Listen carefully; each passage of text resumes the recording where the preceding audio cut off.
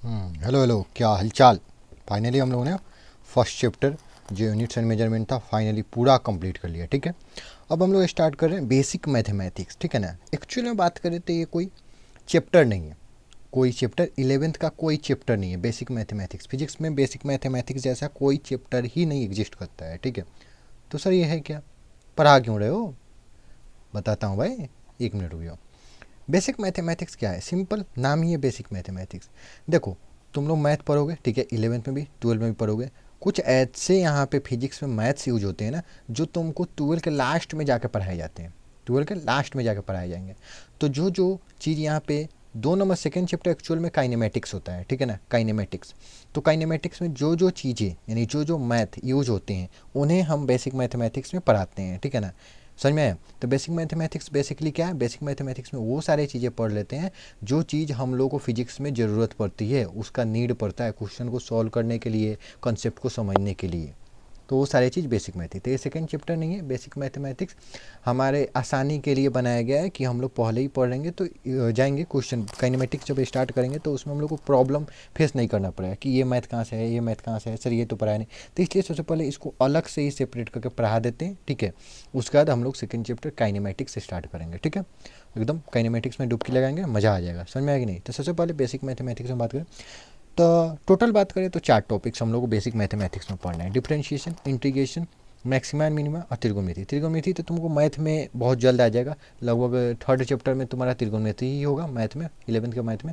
ठीक है, तो इसका कोई टेंशन नहीं है, आ जाएगा तो तुम लोग को बहुत ईजी होने लगा। बाकी 9th 10th में पढ़े ही होगे, नहीं पढ़े होगे तो मैं यहाँ पे डिटेल में बताने वाला, इस चीज़ की टेंशन मत लेना कि यहाँ से पढ़ लो वहाँ से, मैं सब बताने वाला हूँ।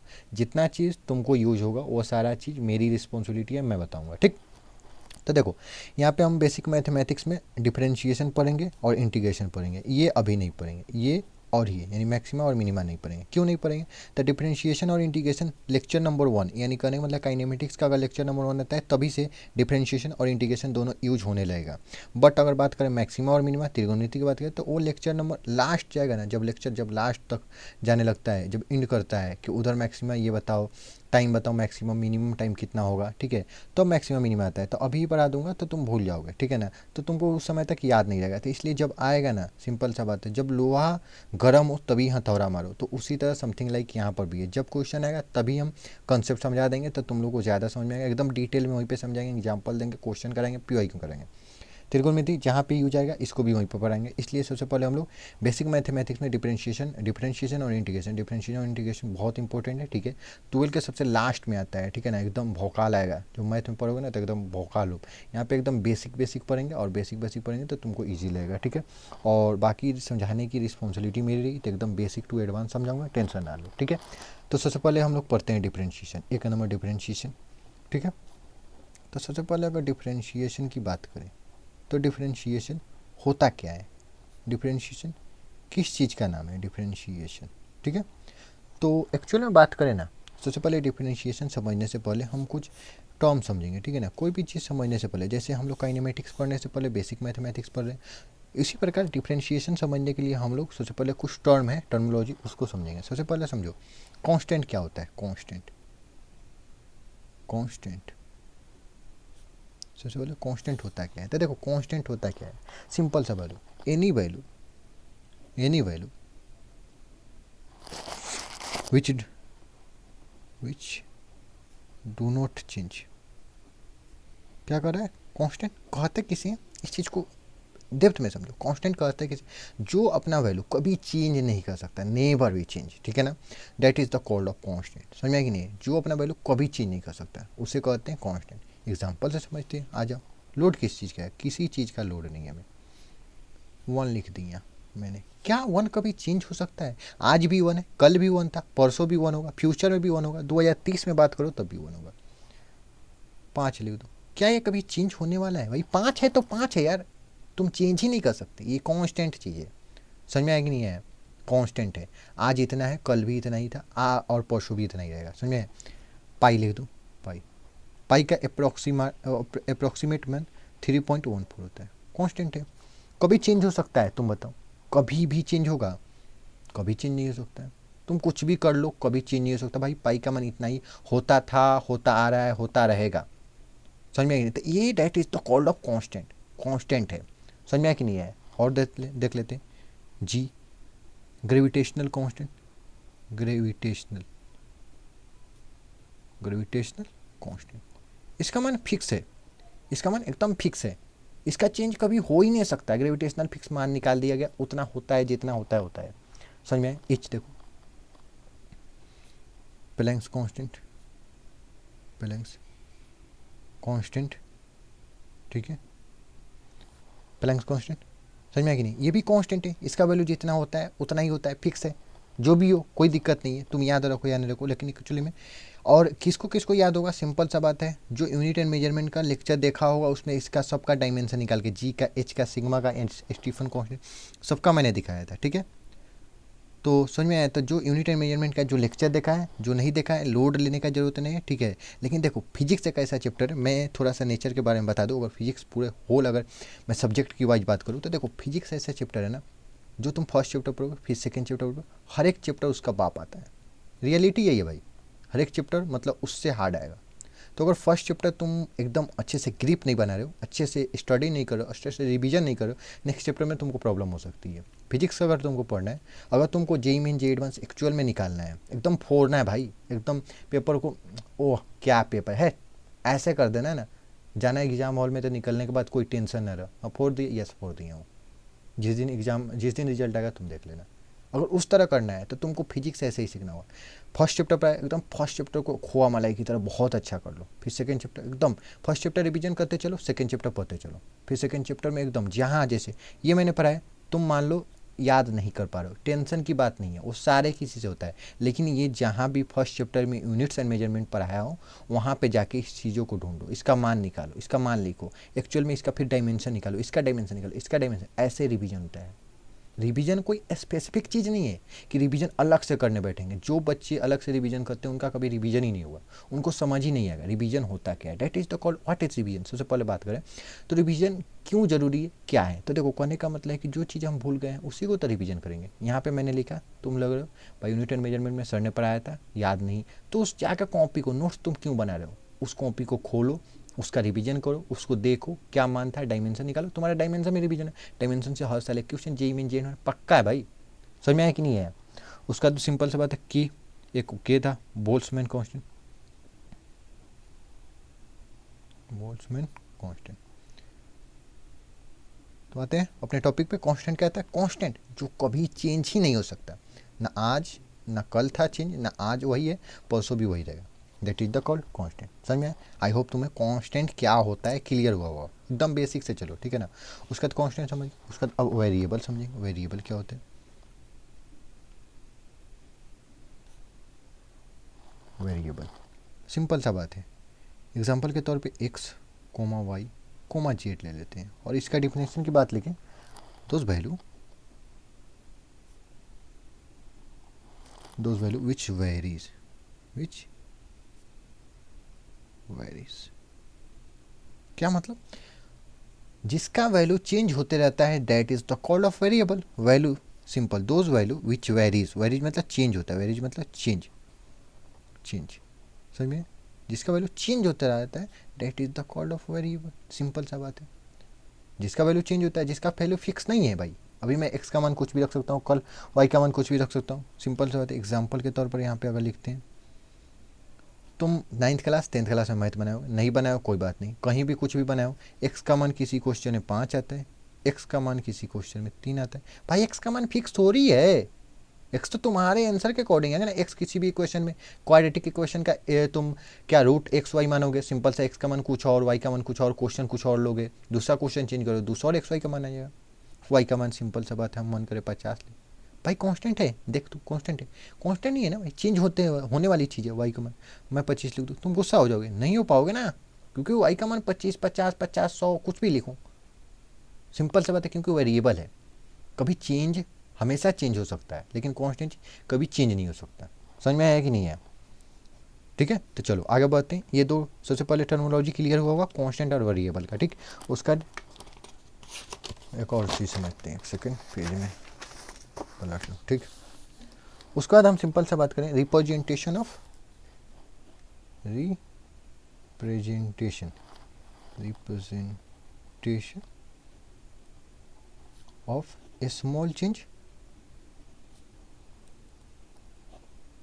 ठीक है, स्मॉल चेंज को सिंपल से बात है डी वाई, मैं एक्सप्लेन करूँगा, 1 सेकेंड लिख लेने दो बस, 1 सेकेंड दे दो मेरे को, and large change, large change, ठीक है, लार्ज चेंज डेल्टा वाई, ठीक है। सबसे पहले मैं तुमको बताता हूँ, ठीक है, डी वाई का मतलब क्या है पहले समझो। डी वाई का मैं ये लिख दिया, कोई दिक्कत नहीं है, तुमको समझ नहीं है, समझ कैसे आएगा भाई, मैंने समझाया ही नहीं, कोई टेंशन की बात नहीं। सबसे पहले डी वाई समझो, डी वाई होता क्या है, समझ में आया कि नहीं, डी वाई होता क्या है, ठीक है। When change in y, change in y is a small, अब समझो फिजिक्स में एक्चुअल में क्या डी रिप्रेजेंट करता है, A B C D English में अलग चीज़ रिप्रेजेंट करता है, ए बी सी डी वो रिप्रेजेंट अलग करता है, लेकिन लेकिन समझो क्या करता है, नोट में लिखो, जो डी होता है ना, जो डी स्मॉल चेंज को बताता है, स्मॉल चेंज को, स्मॉल चेंज को, स्मॉल चेंज को, स्मॉल चेंज को डिनोट करता है, डिनोट करता है, ठीक है।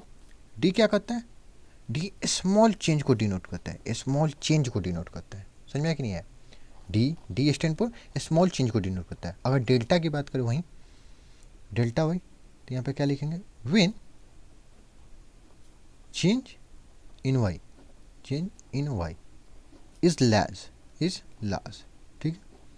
देखो यहाँ पे हम डी वाई लिख सकते हैं, फिर डी एक्स भी लिख सकते हैं, डेल्टा एक्स भी लिख सकते हैं। समझो इसका मतलब क्या है, ये नोट में डी का लिख लिए, एक नंबर लिख लिए, दूसरा भी नोट में लिख लो, ठीक।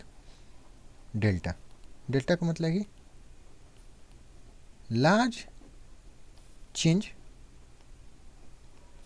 को डिनोट करते हैं, को डिनोट करता है। डेल्टा किस चीज़ को डिनोट करता है, लार्ज चेंज को। अगर यहाँ पे तुम डी वाई लिखे तो सिंपल सा बात है वाई यानी डी वाई यानी वाई में चेंज हुआ है, और डी का मतलब स्मॉल चेंज। यहाँ पे लिखे हो डेल्टा वाई, वाई में चेंज हुआ है, लेकिन डेल्टा क्या बताता है, लार्ज चेंज, तो लार्ज चेंज हुआ है। अगर मैं एक और एग्जांपल लेके तुमको बताऊँ, अगर मैं यहाँ पे लिख दूँ डेल्टा एक्स, डेल्टा एक्स, तो क्या लिखूँगा, when change in y, when change in, यहाँ एक्स है, एम सॉरी मैंने वाई बोल दिया, एम सॉरी, यहाँ पे एक्स है, देख सको when change in x is large, delta है, देखो डेल्टा है, डेल्टा है तो लार्ज। अगर मैं यहीं पे डी वाई लिख दूँ, डी वाई, ठीक है, डी वाई तो यहाँ पे कर चुके हैं तो डी वाई नहीं करेंगे, यहाँ पे मैं डी जेड ले लेता हूँ, क्योंकि डी वाई कर चुके हैं, जो एग्जाम्पल कर चुके हैं, करने का कोई लॉजिक नहीं बनता है, डी जेड करते हैं। क्या चेंज हो रहा है, सिंपल सी बात है, किस किस चीज़ में चेंज हो रहा है, जेड में, तो व्हेन चेंज इन जेड, और उसका लार्ज है कि स्मॉल है, वो कौन बताएगा, ये बताएगा। डी डी किस चीज़ को डिनोट, आ जाओ इधर देखो, स्मॉल चेंज, डी किसको, स्मॉल चेंज को डिनोट करता है, तो when change in Z is small. समझ में आया कि नहीं। एक और एग्जांपल ले लो, आ जाओ ले लेते हैं, क्या दिक्कत है भाई, हमें ही समझ के पढ़ना है ना, हमें ही जानना है ना, जानकारी एकदम अच्छे से लेंगे। एक और लिख लेता हूँ, सिंपल सा बात है, डी एक्स लिखता हूँ, डी एक्स, सिंपल सा बात है, व्हेन चेंज इन, क्या चेंज हो रहा है, देखो देखो यहाँ क्या चेंज हो रहा है, व्हेन चेंज इन एक्स। अब इज लार्ज हो रहा है, स्मॉल हो रहा है, कौन बताएगा, इसके पहले वाला क्या लगा है, डी लगा है कि डेल्टा, डी लगा रहा है यानी स्मॉल हो गया। समझ में आया कि नहीं आया, ये बताओ, समझ में आया कि नहीं है, बताओ आया कि नहीं है। अब एक रियल एग्जांपल ले लेते हैं, सिंपल सी बात है, एक रियल एग्जांपल ले लेते हैं। मान लो किसी बच्चे का, एक और रियल एग्जांपल लेते हैं, real life example, real life example, ठीक है, क्योंकि हमारा काम है बहुत अच्छे से समझने का, जितना डेप्थ में हो सके क्लियर करने का, एकदम कॉन्सेप्ट, छोटी से छोटी चीज़ को लेके। रियल लाइफ एग्जांपल लेते हैं, मान लो तुम्हारा मार्क्स किसी तुम्हारा नहीं भाई, किसी दूसरे स्टूडेंट का 58.4% आया था, ठीक है। उसके बाद बहुत मेहनत किया, उसके बाद 58.6%। अरे भाई साहब ये कौन सा मेहनत है कोई ना, वो अपने अकॉर्डिंग बहुत मेहनत किया था भाई, मजाक बनाने का जरूरत नहीं उसका, ठीक है। तो ये देखो चेंज किया हुआ है, देखो एक बार चेंज देखो, तुम बताओ, लगभग 0.2% का चेंज हुआ है। सिंपल सा बात है, क्या चेंज है, सिंपल सा बात है, डी, क्या चेंज हुआ, डी, यानी स्मॉल चेंज, तो इसी को छोटा डी लिख देते हैं। समझ में आया कि नहीं है? एक और बच्चा था सिंपल था, तो उसका भी 58.4% आया था, लेकिन उसने बहुत ज़्यादा मेहनत किया, वो ईमानदारी वाला भाई, अच्छे वाला, इसके वाला नहीं, ठीक है ना।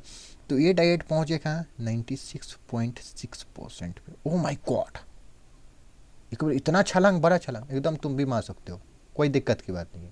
तुम्हारे 10th में क्या मार्क्स आए थे उससे कोई डिपेंड नहीं करता है, IIT JEE और इससे कोई फ़र्क नहीं पड़ता है। मारो छलांग इतना कि लोग देखते रह जाए, ठीक है ना, सिंपल। तो ये देखो चेंज क्या है, बड़ा है, तो इसी को डेल्टा कहते हैं। समझ में आया कि नहीं है?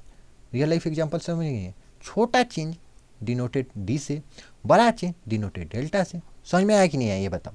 समझ में आया? चलो आगे बढ़ते हैं, ठीक है। आई होप समझ में इतना आया हो, ठीक है, आगे बढ़ते हैं।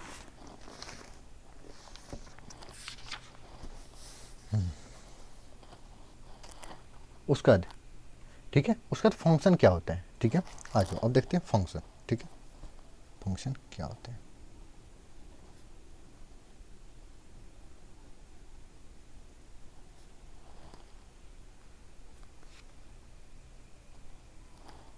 ठीक है, फंक्शन किसे कहते हैं? देखो फंक्शन सबसे पहले व्हाट इज फंक्शन, फंक्शन पढ़ रहे हैं तो सबसे पहले फंक्शन होता क्या है इस चीज़ को तो समझे, ठीक है। तो देखो इसका मैं डिफिनेशन लिखने की कोशिश करता हूँ, लिख ही देता हूँ। When we relate two variables, अभी वेरिएबल्स देखे थे ना भाई, जिसका मान यानी जिसका वैल्यू फिक्स नहीं होता है यानी वेरी करता है, when we relate to variable, तो then we got a function, ठीक है। फंक्शन का डिफिनेशन क्या है? फंक्शन एक्चुअली में होता क्या है, तो when we relate two variables, दो वेरिएबल को अगर हम एक दूसरे से रिलेट कर देते हैं, करने का मतलब है हमारा भाई से रिलेशन क्या है भाई का, बहन से रिलेशन बहन का, उसी तरह अगर दो वेरिएबल का रिलेशन अगर बना देते हैं, सिंपल सा बात है, रिलेट कर देते हैं एक दूसरे से, that is the called of function. आया कि नहीं आया समझ में? आया ना? ठीक है, ठीक है, चलो सिंपल सा बात है। इसको जनरली डिनोट करने की बात है, तो इसको डिनोट करते हैं, डिनोट कर देते हैं, डिनोटेड बाई एफ, फंक्शन को डिनोटेड बाई एफ से डिनोट कर देते हैं, ठीक है। अब आ जाओ, सिंपल सा बात है। मान लो कि हम एक फंक्शन बनाने का कोशिश करते हैं, ठीक है, फंक्शन पढ़ लिए तो फंक्शन बनाने की कोशिश तो करेंगे। मान लो वेरिएबल हम दो को लेते हैं, क्या है, टू वेरिएबल, तो दो को वेरिएबल ले लें, वेरिएबल एक्स कोमा वाई, दो वेरिएबल ले लिए, ठीक है, दो को वेरिएबल ले लिए। अब मान लो कोई लिखता है when we related then two, ठीक है ना, तो ये दोनों को रिलेट करते हैं, ठीक है, when we relate this to, कैसे कैसे आप रिलेट करें, जैसे आपका मन वैसे कर सकते हैं। चलिए पहला देखते हैं, मान लीजिए x बराबर वाई करते हैं, ये भी एक फंक्शन हो गया। क्या कह रहा है, x बराबर वाई, वाई का जो मान होगा x का मान होगा, यानी उल्टा बोले, अगर x का जो मान होगा y का मान होगा, सिंपल, ये भी एक फंक्शन हो गया। अगर हम यहीं पे लिख दें x equal to y square, ये भी एक फंक्शन हो गया ना भाई। x डिपेंड कैसे करता है वाई पे, स्क्वायर, वाई का मान 5 है तो x का मान कितना, 5 का स्क्वायर होगा, यानी y का स्क्वायर। चाहे तो x इक्वल टू वाई क्यों लिख सकते हैं, क्यों नहीं लिख सकते हैं, है कि नहीं? तुम ही बताओ, लिख सकते हैं कि नहीं लिख सकते? और रिलेट कर दो, मैं चाहूँ तो x equal to sine y भी लिख दूँ, क्या दिक्कत है भाई? y का मान जितना भी आया, अगर y का मान साइन में रख दूँ तो x का मान निकल जाए, यही तो फंक्शन हो गया, that is the called of function. समझ में आया कि नहीं है ये बताओ, है कि नहीं है? चलो एक एग्जांपल यहाँ से उठाते हैं, ये 2 नंबर वाला, इफ़ x बराबर वाई स्क्वायर, ठीक है, वाई स्क्वायर, ठीक है, समझ में आया? तो देखो अगर जब हम y का मान 0 रखेंगे, y का मान 0 रखेंगे तो x का मान कितना आएगा, y का मान 0 रखें तो y यहाँ 0 रख लेंगे तो 0 का स्क्वायर 0, तो x का मान भी 0 आ गया। और y का मान यहाँ पे 1 रखेंगे, ठीक है, तो x का मान कितना आएगा, 1 का स्क्वायर 1 ही होता है तो x का मान भी 1 आएगा। और y का मान हम 2 रखेंगे भाई साहब, तो x का मान क्या आ जाएगा, 2 का स्क्वायर करेगा 4 आ जाएगा। समझ में आ रहा है कि भाई साहब? ये बताओ, अगर वही y का मान यहाँ पे अगर 3 रख लें तो x का मान क्या आ जाएगा, 3 यहाँ पे रहेगा तो 3 3 9 हो जाएगा, हो जाएगा नहीं? यानी यहाँ से एक चीज़ हम निकालेंगे, सिंपल सा बात है। अब यहाँ पे y और x का एक अलग नेम होता है, खुद में एक नेम होता है, क्या नेम होता है, चलो ठीक है, वेयर, आ जाओ ना, धीरे धीरे एक एक डेप्थ को समझते चलें। y equal to independent variable. Spelling अपना देख लेना भाई, स्पेलिंग अपना देख लेना। इंडिपेंडेंट वेरिएबल, या इसी को राइट हैंड साइड बोलते हैं। क्या बोलते हैं? Right hand side. दिखाई दे रहा है ना, रिकॉर्ड तो हो रहा है ना, बिना रिकॉर्डे हुए मैं बोले बकाए जा रहा हूँ क्या? और एक्स की बात बोलो, नहीं भाई रिकॉर्ड तो हो रहा है। तो आ जाओ समझते हैं। X equal to dependent variable, ठीक है, समझ में आया कि नहीं है? डिपेंडेंट, या इसी को बोलो लेफ्ट हैंड साइड। समझ में आ जाओ समझते हैं, ठीक है। क्या है कि इसको इंडिपेंडेंट, इसको डिपेंडेंट क्यों बोल रहे हैं, ऐसा क्यों है? देखो बताते हैं, सिंपल सा बात है। यहाँ के लिए ये जो हम लोग रिलेशन बनाए हैं, सॉरी रिलेशन बोल रहे हैं, फंक्शन रिलेशन भी समझो, कोई टेंशन की बात नहीं है। रिलेशन तुम लोगों का 11th क्लास, जब 11th का फर्स्ट मैथमेटिक्स फर्स्ट चैप्टर बीतेगा तो सेकंड चैप्टर ही आएगा, उसमें पूरा डिटेल में समझो। यहाँ पे कंफ्यूज मत होना, एकदम डिटेल में सर बताएंगे, एकदम डिटेल में, ठीक है।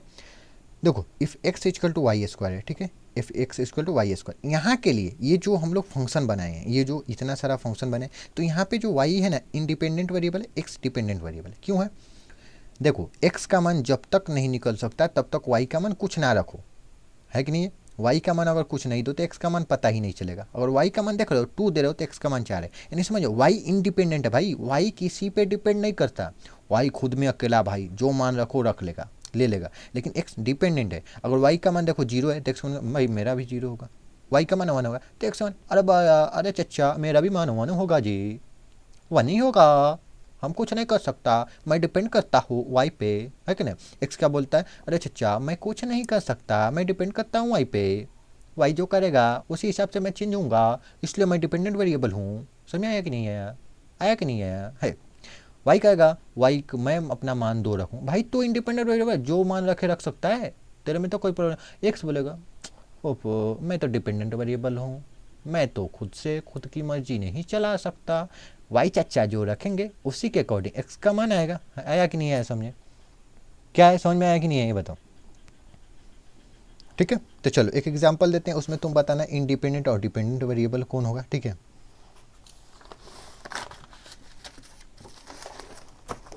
वो गौर अगर हम लिख देते हैं, क्या लिख देते हैं, y equal to root under x, तो तुम बताओ।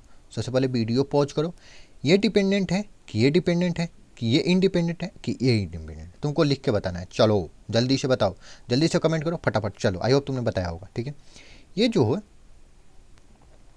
देखो ये क्या है, ये तुम्हारा इंडिपेंडेंट वेरिएबल है, इंडिपेंडेंट वेरिएबल कैसे? सिंपल सा बात है,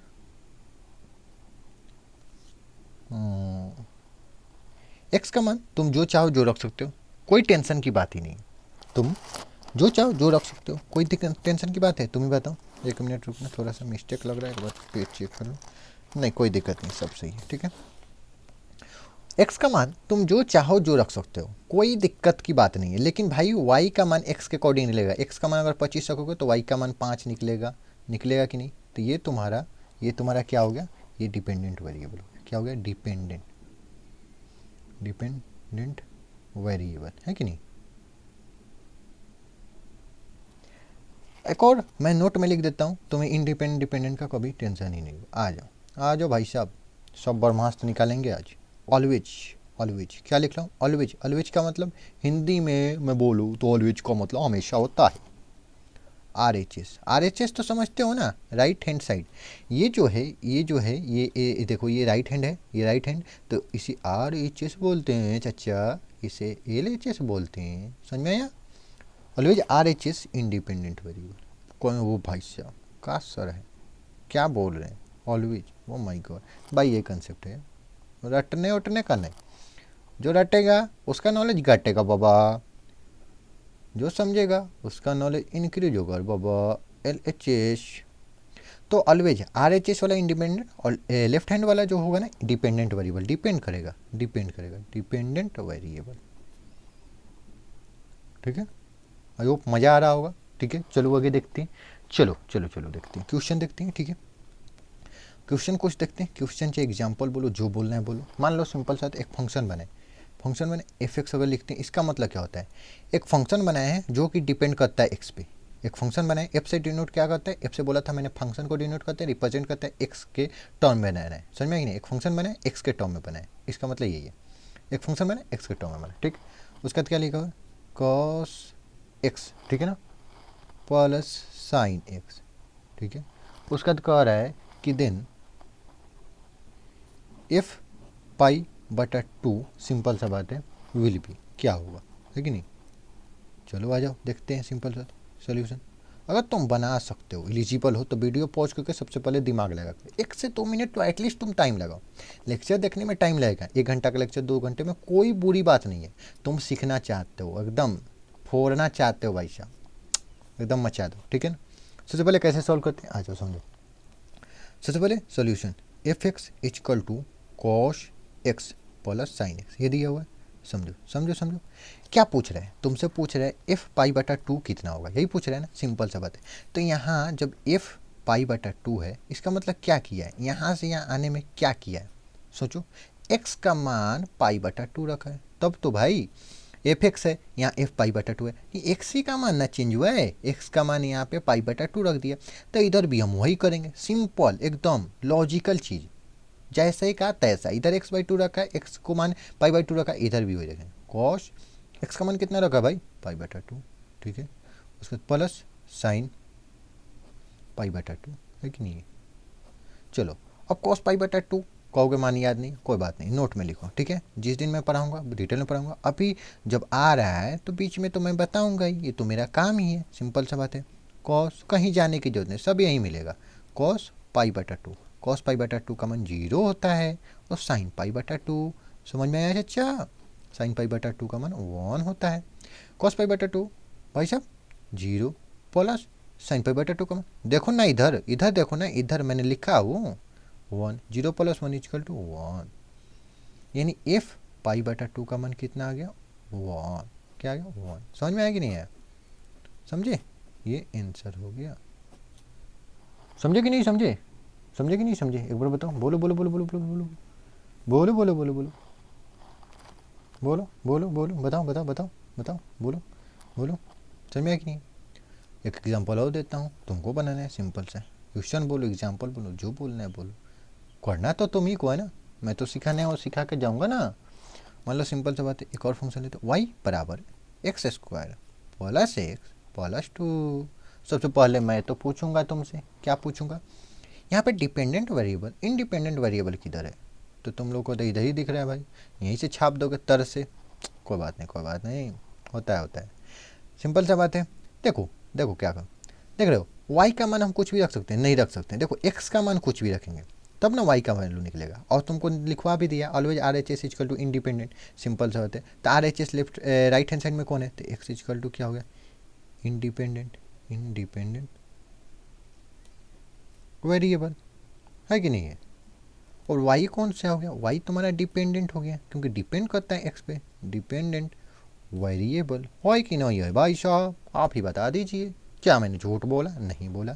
चलिए तो यहाँ पे तो जगह ख़त्म हो चुकी है, तो उधर खेलेंगे और गेम, ठीक है ना, क्वेश्चन सॉल्व करने का आज गेम होगा, एकदम मौत का खेल, ओ माय गॉड, ठीक है। तो देखो सिंपल सा बात है, अगर मैं यहाँ पे लिखता हूँ वाई एक्स बराबर x square plus x plus 2, तो ये कोई गलत चीज़ नहीं है, मैंने बताया कि फंक्शन को f से डिनोट करते हैं, या इसी को मैं चाहूँ तो ऐसे लिखूँ, f x equal to x square plus x plus 2, ठीक है। तो देखो जो स्टैंडर्ड रिप्रेजेंटेशन है, फंक्शन को f से रिप्रेजेंट करते हैं, कोई टेंशन नहीं, कोई y को y से रिप्रेजेंट करते हैं, तो हमें क्यों दिक्कत हो रहा है, कोई दिक्कत नहीं भाई, कोई दिक्कत नहीं है, सिंपल सा बात है, तुम्हारे नाम को तो नहीं ना बिगाड़ रहे भाई, वहाँ एफ से स्टैंडर्ड है, लेकिन कहा है आज हम वाई से करना चाहेंगे, क्यों वाई से करना चाहिए, क्योंकि इधर का मान वाई है ना, हम इधर का मान वाई मान रहे हैं, यही जो एक्स का मान तुम कुछ भी पुट करोगे, जो मान निकलेगा हम उसको वाई के टर्म में लिए, हम क्यों ना रखें, तुमको क्या प्रॉब्लम है, मैं वाई रखूँ, मैं जेड रखूँ, मैं सी रखूँ, मैं डी रखूँ, तुमको टेंशन नहीं होना चाहिए, तुम अपना काम करो, जितना दिया है उतना करो, है कि नहीं है, समझ में। तो देखो अगर मान लो ये हम मान ली सिंपल, ये भी लिख सकते, कोई टेंशन की बात नहीं, ये एकदम गुड, सबसे पहले समझ में आया। चलो अब मान लो सिंपल सा बात है कि पुट करते हैं, क्या पुट करते हैं, पुट करते हैं एक्स बराबर 0, एक्स बराबर 0 पुट करेंगे, ठीक है। तो वाई का मान क्या आएगा, क्योंकि देखो क्या है, एक्स तो तुम्हारा इंडिपेंडेंट है, वाई डिपेंडेंट है, सिंपल सा बात है। देखो तो क्या करना है, देखो वाई एक्स के टर्म में ये है, तो सिंपल सा बात है एक्स की जगह 0 रखना है। क्या रखना है, तो एक्स की जगह 0 रखना है। तो जहाँ जहाँ एक्स है वहाँ 0 रखो, यहाँ एक्स है यहाँ पे 0 रखेंगे, 0 स्क्वायर प्लस यहाँ पे एक्स है यहाँ पे 0 प्लस 2, कितना वैल्यू आया, 0 का स्क्वायर 0 प्लस 0 0 प्लस 2, कितना आ गया 2, यानी वाई 0 का मान कितना आ गया, वाई 0 का मान 2 आ गया। आया कि नहीं है। मान लो अब मेरा मन नहीं भाई, मेरा मन कर रहा है एक्स का मान 1, रख ले भाई रख ले, क्यों इतना इतना क्यों परेशान हो रहा है। और भाई चच्चे, ओ भाई साहब आ जाइए भाई साहब की मान मत बात मानेंगे। वाई आइए आइए आइए, वाई का मान क्या रखना है, 1 रखेंगे। आइए आइए, नाराज हो गए, आइए आइए आइए, वाई का मान 1 रखें, आइए आइए, ठीक है। कहाँ रखना है, एक्स के जगह पे, एक्स यहाँ पे दिख रहा है, यहाँ पे 1 रखेंगे। 1 का स्क्वायर प्लस एक्स दिख रहा है 1 प्लस 2, 1 का स्क्वायर 1 प्लस 1 प्लस 2, कितना हो गया, जोड़ घटावाता है ना, 1 1 2 2 2 4। आपके पास एक चॉकलेट था, एक और चॉकलेट आया, 2 गो हुआ, 2 गो और चॉकलेट किसी ने दिया, 4 चॉकलेट होगा कि ना होगा, समझ में आया कि नहीं। तो जब x का मान आप 1 रखिएगा तो y का मान क्या आएगा, 4। क्या है आपका विचार, बताएं बताएं बताएं आंसर। एक और बच्चा आया, अभी नहीं मानेगा, अभी कहा नहीं सर किसी और का बात माने, मेरा बात नहीं माने। अरे बच्चा तुम्हारा भी बात मानेंगे, कहा है गुस्सा, शांत हो जाओ शांत हो जाओ, नहीं मेरा मान पहले रखिए तब शांत। अरे रख रहे हैं नहीं सर रखिए, आ जाओ रख लो, नहीं तो मार पीट देगा यहीं भाई, जितना जोश में लग रहे हैं।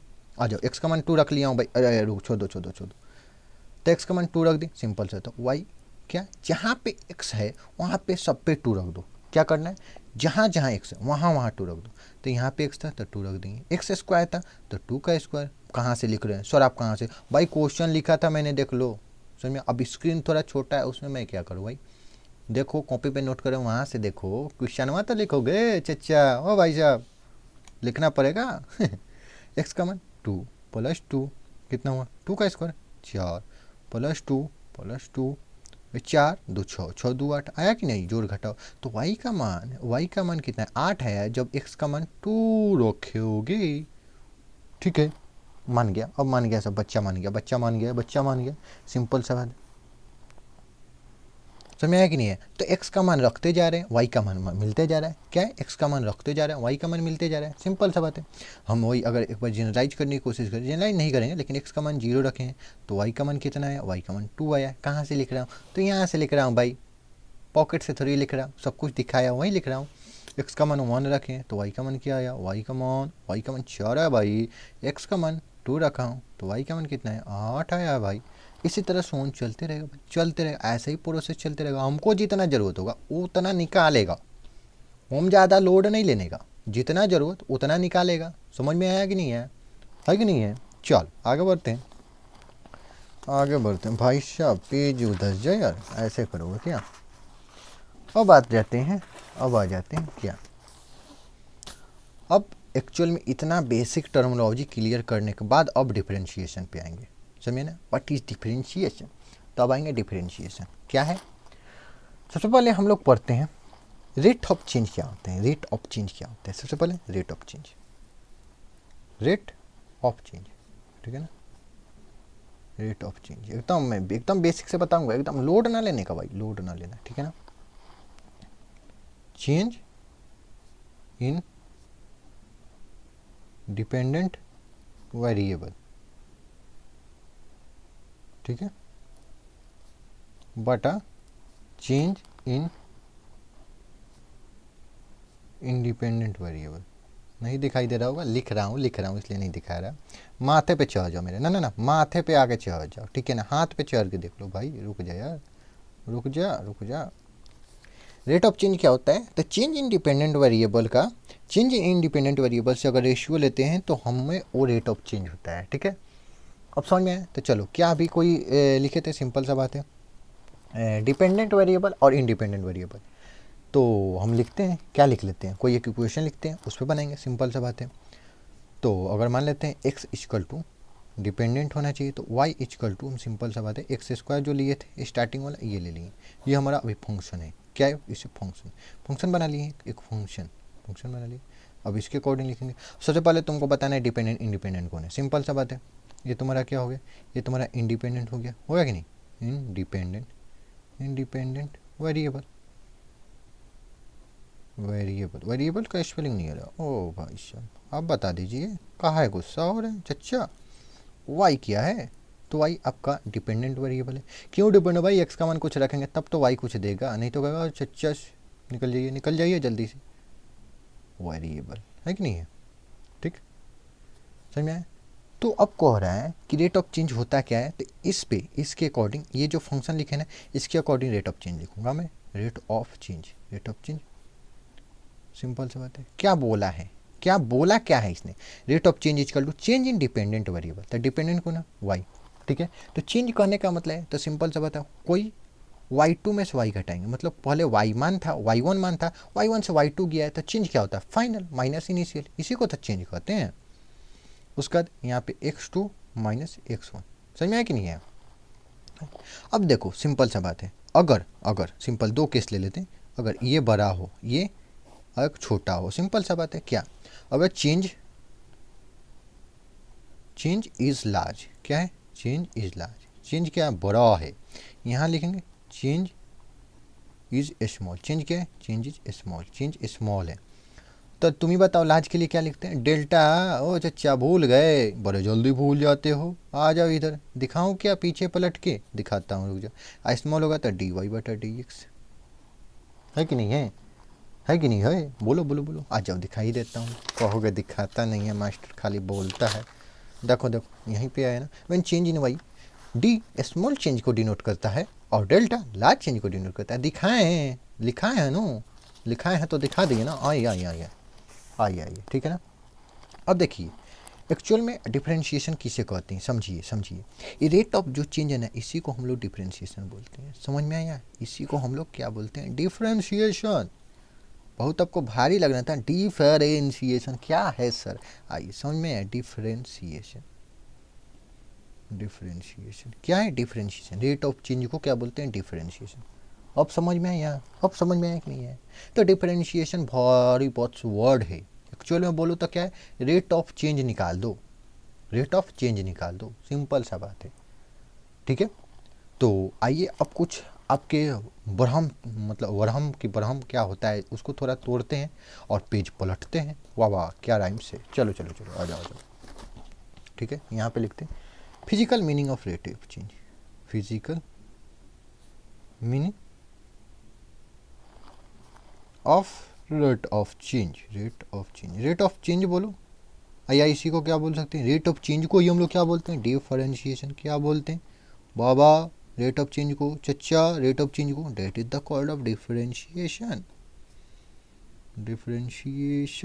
समझ में, रेट ऑफ चेंज को क्या बोलते हैं, डिफरेंशिएशन भाई साहब, डिफरेंशिएशन। चलो तुमको कुछ 9th क्लास की चीज़ें याद दिलाना है, नहीं याद है तो लोड नहीं लेना है, अपन बताएगा सब, टेंशन नहीं लेने का। स्पीड क्या पढ़ते थे तुम 9th क्लास में, स्पीड का डेफिनेशन क्या पढ़ते थे, स्पीड का डेफिनेशन सर पढ़ते थे 9th क्लास में। 9th क्लास में क्या पढ़ते थे, रेट ऑफ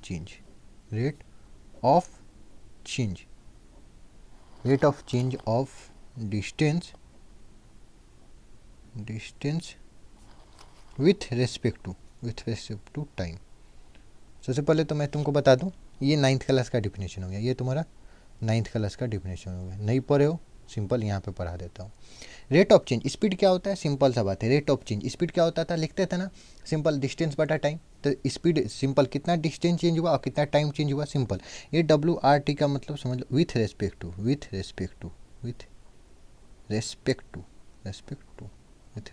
समझ में आ गया नहीं, विथ रेस्पेक्ट टू टाइम। तो टाइम के रेस्पेक्ट में तुम्हारा कितना डिस्टेंस चेंज हुआ, that is the called of speed. अब तुम 11th क्लास में आओगे, 11th क्लास में आओगे नहीं, आ गए हो तो सिंपल सी बात है, 11th क्लास में अब क्या पढ़ोगे, 11th क्लास में तुम क्या पढ़ोगे, ये जो रेट ऑफ चेंज है इसको हम लोग 11th क्लास में क्या बोलते हैं, डिफरेंशिएशन। कुछ समझ में आया, अरे भाई साहब सारा गेम तो यहाँ रे बाबा, डिफरेंशिएशन, समझ में आया, कुछ चेंज नहीं है। 9th क्लास में जिसको तुम रेट ऑफ चेंज के नाम से जानते थे, यहाँ पे डिफरेंशिएशन के नाम से जानते हैं। कुछ डिफरेंस नहीं है भाई, कुछ डिफरेंस नहीं है, समझ में आया। नाइन्थ क्लास में जिसे तुम रेट ऑफ चेंज के नाम से जानते थे, यहाँ 11th क्लास में डिफरेंशिएशन कुछ चेंज नहीं हुआ, बस नाम बदला बदली हो रहा है चचा। ओ माय गॉड, ये लोचा है, हाँ यही लोचा है। रेट ऑफ चेंज तो डिफरेंशिएशन, पता नहीं है क्या आ गया, हटट हटट। बच्चे पढ़ रहे हैं, अब समझ में आया कि नहीं है? तो सिंपल सा बात है, जहाँ जहाँ तुम्हारा रेट ऑफ चेंज आएगा उसे डिफरेंशिएशन कहते हैं। सिंपल सा बात है, रेट ऑफ चेंज को तो डिफरेंशिएशन कहते हैं, है कि नहीं है? तो अगर 11th क्लास में अगर तुम स्पीड का पूरा डिफिनेशन लिखोगे तो rate of change of distance with respect to time 9th class में था।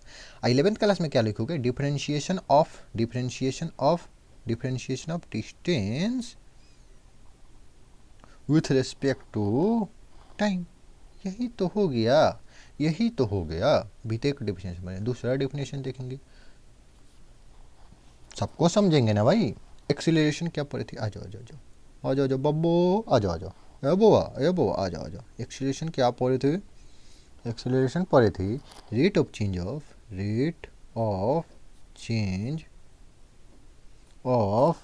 Speed with respect to time. Speed with respect to time, यही तो पढ़े थे ना। सिंपल सा बात है। तो रेट ऑफ चेंज हम कब बोलते थे? 9th क्लास का। डेट इज द ई डिफिनेशन कहाँ का है बाबू? ए बोआ 9th क्लास का। 11th क्लास में आए हैं ना। 11th क्लास में थोड़ा सा नाम का हेरा फेरी है भाई, नाम का बस हेरा फेरी है। रेट ऑफ चेंज दिख रहा है ना, इसको क्या कहते हैं? डिफरेंशिएशन। कुछ अंतर है? कुछ नहीं बाबा, कुछ नहीं। रेट ऑफ चेंज को डिफरेंशिएशन कहते हैं। डिफरेंशिएशन, अब बाकी सब उतार दो। Differentiation of speed with respect to time, आया समझ में? एक और ले लेते हैं, काहे टेंशन लेते हो, हम है ये हैं तो। अरे वाह, आजा। कोरेंट क्या होता है? 9th क्लास में डिफिनेशन पढ़े होगे, तुम क्या पढ़ोगे? Rate of flow. Rate of change या रेट ऑफ फ्लो सेम हुआ है, ये मैं नहीं बोलूँगा, मैं नहीं समझाऊंगा भाई। रेट ऑफ फ्लो कहो, चेंज को, वही तो बात है। Of electron with respect to time, यही ना पढ़े थे बउआ, यही ना पढ़ी थी 9th क्लास में। अपन मास्टर 9th क्लास भी पढ़ाता है, 11th क्लास भी पढ़ाता है, कहाँ का मास्टर आ गया है एक ही साथ सब लपेट दे रहा है भाई। सब लपेट दूंगा मैं, सब लपेट दूंगा। रेट ऑफ फ्लो, इसी को तो rate of change, rate of flow, that is the called of differentiation. आ गया डिफरेंशिएशन का सारा हवा उतर गया। क्या था डिफरेंशिएशन? अब छापो ये, differentiation of electron with respect to time, ये डब्लू है भाई, विथ रेस्पेक्ट टू टाइम। समझ में आया कि नहीं आया? ये तुम्हारा फिजिक्स था। अब थोड़ा सा मैथमेटिक्स में बात करें। मैथमेटिक्स में आ जाओ बात करते हैं। चलो बब्बा, ये सब फिजिक्स में था। अब इन मैथ्स में थोड़ा सा देखें, क्योंकि सब चीज़ देखना है ना, हमें सब चीज़ समझते हुए चलना है। सबसे पहले हम लोग क्या लिखे थे? रेट ऑफ चेंज लिखे थे। क्या लिखे थे? Rate of change equal to y2, वो पहले वाला उठा रहे हैं, y2 - 1। पहले वाला कौन सा गजब बात है, इतना ज़्यादा जल्दी गज नहीं हो जाता। वही ये वाला उठा रहे हैं, भाई, ये वाला। Rate of change y2 - y1 बटा x2 - x1। सिंपल सा बात है। अगर बड़ा चेंज है तो डेल्टा वाई लिख दूंगा और डेल्टा एक्स लिख दूंगा। अगर छोटा चेंज है तो डी वाई बटा डी वाई एक्स लिख दूंगा। वो डिपेंड करता है इसके चेंज पे, ये चेंज कितना बड़ा है या कितना छोटा है। तो रेट ऑफ चेंज को हम लोग क्या कहते हैं? इसी को तो डिफरेंशिएशन कहते हैं। यानी 9th से 11th में क्या चेंज हुआ? डिफरेंशिएशन। रेट ऑफ चेंज का नाम चेंज हुआ है। क्या चेंज हुआ है? डिफरेंशिएशन। समझ में? डिफरेंशिएशन। अब देखो सिंपल सा बात है, अब डिफरेंशिएशन बोलेंगे। देखो क्या कहते हैं, ये जो लिख रहे थे ना, यह सही नहीं लिख रहे थे। स्पीड था rate of change of distance with respect to time. Speed होता क्या है? यह एक कोपचा मैं बनाता हूँ, यहाँ कोपचा, ठीक है ना। स्पीड बराबर डिस्टेंस बटा टाइम। क्या समझे? स्पीड कहता है rate of change of distance with respect to time. देख रहे हो, जो ऊपर है उसका रेट चेंज हो रहा है, और जो नीचे है विथ रिस्पेक्ट टू टाइम। देख रहे हो, एस बराबर डी बटा t with respect to time. समझ में आया? एक्सीलरेशन का समझो, एक्सीलरेशन इक्वल टू स्पीड बटा टाइम। पढ़ो डिफिनेशन पढ़ो। Rate of change of speed, जो ऊपर है उसका रेट ऑफ चेंज, और नीचे है जो विथ रेस्पेक्ट टू। रेस्पेक्ट में, किसके रेस्पेक्ट में? कोई भी काम किसी के रेस्पेक्ट में होता है भाई, ठीक है ना। यहाँ पे तो रेस्पेक्ट में ही हो रहा है, तो ये बराबर एस बटा टी। यहाँ पे आ जाओ, यहाँ पे भी समझ में, कोई बात नहीं भाई, तुम टेंशन काहे ले रहे हो, मास्टर आ गया है समझाने वाला। करंट को आई से डिनोट करते हैं, आई बराबर इलेक्ट्रॉन का फ्लो अपाटा टी। क्या कहा है, rate of flow of electron ऊपर है उसी का रेट ऑफ चेंज कर रहा है ना, और नीचे वाला विथ रेस्पेक्ट टू टाइम, किसके रेस्पेक्ट में, टाइम के रेस्पेक्ट में। तो अब तो मैं लिख सकता हूँ ना, लिखूँ ना, टेंशन ना लेना। तो यहाँ पे क्या लिखूँ, रेट ऑफ चेंज यानी डिफरेंशिएशन, और इसको मैं क्या लिख सकता हूँ, of y with respect to x. लिख सकता हूँ कि नहीं लिख सकता भाई, सही बताना, मैं नहीं समझाऊंगा भाई, आना। देखो रेट ऑफ चेंज क्या था, रेट ऑफ चेंज का दूसरा ही नाम 11 पे आया तो डिफरेंशिएशन हो गया। और देखो जो ऊपर होता है क्या होता है, differentiation of electron with respect to time. उसी तरह डिफरेंशिएशन ऑफ वाई जो ऊपर है, differentiation of y with respect to जो नीचे है एक्स, विथ रेस्पेक्ट किसी के रेस्पेक्ट में। समझ में आया कि नहीं आया, समझे। अब उसी तरह मैं लिखूँ यहाँ पे, अगर यहाँ पे इसी को लिख दूँ मैं, अगर सिंपल डी वाई बटा डी एक्स, तो डी वाई बटा डी एक्स क्या है, तो यही तो तुम्हारा क्या हो गया, रेट ऑफ चेंज। ये क्या हो गया, रेट ऑफ चेंज, क्योंकि देखो यहीं से उठा के लाया हूँ यहाँ को, क्योंकि बड़ा चेंज है, ये छोटा चेंज के लिए है कि नहीं है, ठीक है। तो रेट ऑफ चेंज ठीक है, rate of change of y with respect to बोला सही बोला कि ना मैंने, तुम ही बताओ, झूठ मत बोलना भाई, वो झूठ मत बोलना, मुझे झूठ से शक नफरत है, झूठ बोल ही दिया कि, समझा कि नहीं। तो डी वाई बटा डिक्स क्या है, rate of change of y with respect to time, यही चीज़ है ना। अब रेट ऑफ चेंज को हम लोग 11th में आए तो क्या बोलते हैं, डिफरेंशिएशन।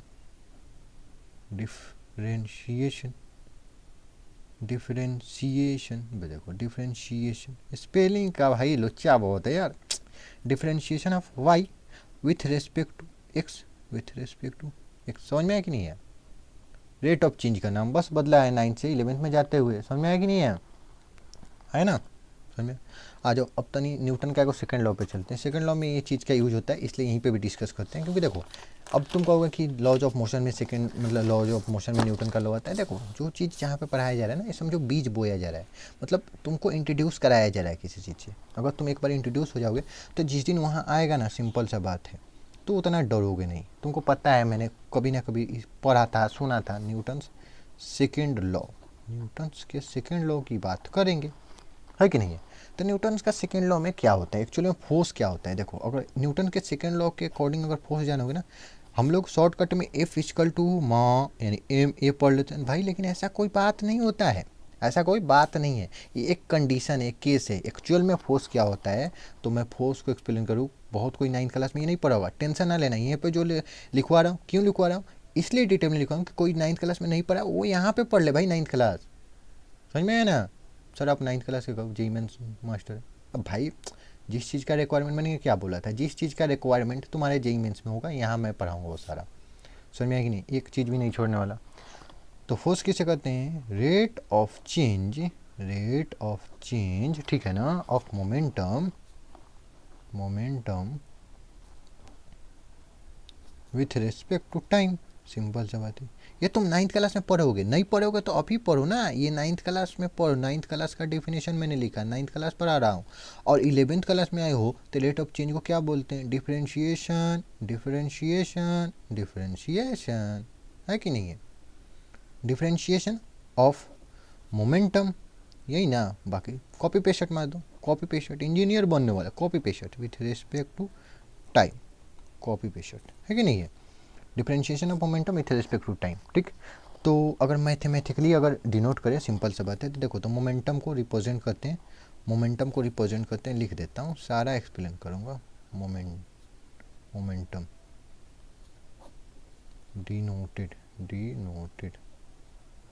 बाई पी से डिनोट करते हैं। तो फोर्स क्या होता है, फोर्स को डिनोट कर देते हैं एफ से, यहीं पे लिख देता हूँ ना, सिंपल। तो एफ इक्वल टू क्या बोला है, rate of change of momentum यानी डिफरेंशिएशन ऑफ मोमेंटम यानी P2 minus P1। Initial P1 था, फाइनल P2 हो गया, तो चेंज निकाली। उसका टाइम की बात कर रहा है तो T2 माइनस T1, समझ में आया कि नहीं है, फोर्स हो गया। तो मैथमेटिकली ये हो गया, फिजिक्स से ये हो गया, समझ में आया कि नहीं आया, ये बताओ समझ में बताओ। चलो एक एग्जाम्पल करें, चलो एग्जाम्पल करें, तो यही चीज़ है, समझ में। तो आ जाओ एक एग्जाम्पल अपन लोग करेगा, ठीक है ना। द पोजीशन ऑफ बबलू, ओए बबलू सुन रहा है, तेरे पोजीशन की बात कर रहा है, is represented represented by represented with time as, कैसे रिप्रेजेंट करते हैं, एक्स बराबर टी स्क्वायर, एक्स बराबर टी स्क्वायर। बबलू का जो पोजीशन है एक्स बराबर टी स्क्वायर से रिप्रेजेंट किया जा रहा है, वेयर, जहाँ पे सब कुछ आपको एक्सप्लेन किया जाएगा। एक्स क्या है चचा, चचा एक्स, एक्स पोजीशन है, ठीक है। उसके बाद टी क्या है, तो टी टाइम है, ठीक है। तो आइए सोल्यूशन, सबसे पहले अगर आपको समझ में आ रहा है तो कैसे एक्चुअल में IITian बनना है, एक्चुअल में JEE एडवांस क्रैक करना है, तो क्वेश्चन को कैसे सॉल्व किया जाता है। जब भी क्वेश्चन आता है सबसे पहले वीडियो को क्या करना, पॉज, उसका ट्राई करो 1 से 2 मिनट, अगर तुम बना सकते हो, तुम्हारे दिमाग में कुछ हिंट आ गया, सिंपल सी बात है, ट्राई करो, नहीं बने उसका सॉल्यूशन फिर तक टिपना है, ठीक है। अब समझ में आया। चलो फंक्शन क्या दिया हुआ है, आ जाओ। फंक्शन तुम्हारा दिया है एक्स बराबर टी स्क्वायर। सबसे पहले तो मैं इंडिपेंडेंट डिपेंडेंट पूछने वाला हूँ। तो भाई मैंने बोला था RHS वाला, सिंपल सा बात है, इंडिपेंडेंट होता है, ऐसे भी रट लो, नहीं रट सकते सिंपल सा। टी का जब तक कुछ मान नहीं रखोगे एक्स का मान कुछ आएगा नहीं, तो ऐसे भी सिंपल लॉजिकली। देखो मैं हमेशा लॉजिकली ही बोलूँगा, रटने से काम नहीं बनने वाला, तुम मैक्सिमम चीज़ों को रट नहीं सकते हो। इतना सारा, इतना नहीं, बहुत सारा, जो कि मैं हाथ से नहीं बता सकता यहाँ भाई। ये इंडिपेंडेंट जो चीज़ें समझने वाली है पूरा एकदम भरपूर समझो, इंडिपेंडेंट वेरिएबल, रटने से कम नहीं। क्यों इंडिपेंडेंट है, टी का मान जब तक नहीं रखें, टी का मान जो मन करे वो रख सकते हैं, इसलिए इंडिपेंडेंट है। एक्स डिपेंडेंट क्यों है, टी का मान जब तक कुछ नहीं रखेंगे एक्स का मान नहीं निकल सकता, सिंपल, रटने उठने से काम नहीं चलेगा, डिपेंडेंट वेरिएबल, समझे। तो चलो आ जाओ, मान खेलते हैं, वेन टी बराबर जीरो, टी बराबर जब जीरो किए, टी बराबर जीरो रखें, ए तो बबलू कहाँ है जी, तो टी का मान यहाँ पे जीरो रखेंगे तो एक्स का मान क्या है, जीरो को। अब टी का मान 1 रख दो, टी का मान यानी 1 सेकेंड रख दो, 1 सेकेंड मान लो, सेकेंड मान लो, 1 मानो ना, रखो ना, क्या दिक्कत है। ए बबलू कहाँ पोजीशन है जी तुम्हारा, तो ए सर टी का मान में, टी का मान 1 रखिए ना, पोजीशन निकल जाएगा, तो लीजिए ना, टी का मान 1 रखिए तो 1 कैसे करो 1। ए Bablu t equal to 2 second हो गया, तुम्हारा पोजीशन क्या है जी, ए सर यहाँ रख लीजिए ना, तो 2 का यहाँ रखेंगे तो 2 का स्क्वायर, ओहो 4, अरे 4 पे चला गया तुम। ए बबलू ए बबलू ए बबलू एक्स ए बाबू टी इक्वल टू 3 सेकंड हो गया, तुम्हारा पोजीशन क्या है, ए सर रख लीजिए, कितना बार बोले एक ही चीज़ रखिए ना, टी का मान एक्स का मान निकल जाएगा, डिपेंडेंट है ना। अरे बउआ कहाँ खुशी आ रहा है, अरे मारा ना मत भैया, 3 रखो, अच्छा रख देंगे, लीजिए, नहीं नहीं समझे क्या, कुछ गेम चल रहा है ना। आइए हम कुछ इसका ग्राफ थोड़ा देखेंगे, है ना, ग्राफ देखेंगे, ठीक है। चलिए देख लेते हैं, क्या टेंशन है, लेकिन इधर बनाना चाहिए था भाई, क्या इधर ग्राफ बना सकते हैं, फिर अटेगा नहीं, बहुत ज़्यादा गैदरिंग हो जाएगा, गैदरिंग। हम इसको कॉपिया को खोल देते हैं बाबा, ओ चचा खोल देते हैं, उसका लिखते हैं, थोड़ा थोड़ा जिधर जिधर का ज़रूरत पड़ेगा उधर उधर दिखा देंगे, और कि नहीं, इधर रखते हैं, हाँ कि नहीं, इधर रख चलो ठीक है। चलो हम क्या बना रहे हैं, कुछ भी बना देंगे, हमको क्या दिक्कत है, समझना तो तुमको, तो समझाना तो आप ही को है सर, समझाएंगे काहे गुस्सा हो जाओ बउआ। हम बता रहे हैं कि इधर जब बढ़ेंगे तो इधर हम डिस्टेंस की तरफ जा रहे हैं, कहाँ जा रहे हैं, डिस्टेंस ट्रेवल करेगा अपन, वाह वाह वाह, पूरा कैमरा घूम रहा है, कॉपी, अच्छा कैमरा ना कॉपी घूम रहा है। इधर का हम ले रहे हैं टाइम, इधर जब बढ़ेंगे तो इधर टाइम बढ़ेगा, ठीक है। चलिए कलिए 1 सेकेंड ले लेते हैं, यहाँ पे तो 0 0 हो जाएगा, 0, यहाँ पे 2 सेकेंड ले लेते हैं, यहाँ पे 3 सेकेंड, यहाँ पे 4 सेकेंड, यहाँ पे 5 सेकेंड, यहाँ पे 6 सेकेंड, हो गया सर, रहने दीजिए, 3 सेकेंड तक ही पूछे थे। चलिए यहाँ से हम बनने का कोशिश करें, तो टी का मान 1 था, टी का मान 0 से है ना, टी का मान 0 है तो बबलू का मान 0 है कि नहीं है, टी का मान, सिंपल सा बात है। तो कैसे ग्राफ कैसे बनाते हैं, आइए बनाना सीखते हैं। टी का मान 1 है तो एक्स का मान 1 है, टी का मान 2 है, एक्स का मान 4 है, टी का मान 3 है, एक्स का मान 9 है, ठीक है, सिंपल सा बात है।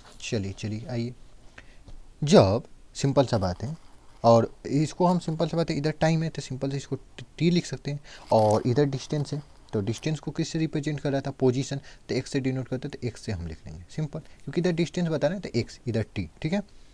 चलिए जब एक्स का मान 0, टी का मान 0 है तो एक्स का भी मान 0 है, यहीं पे यहीं रह गया।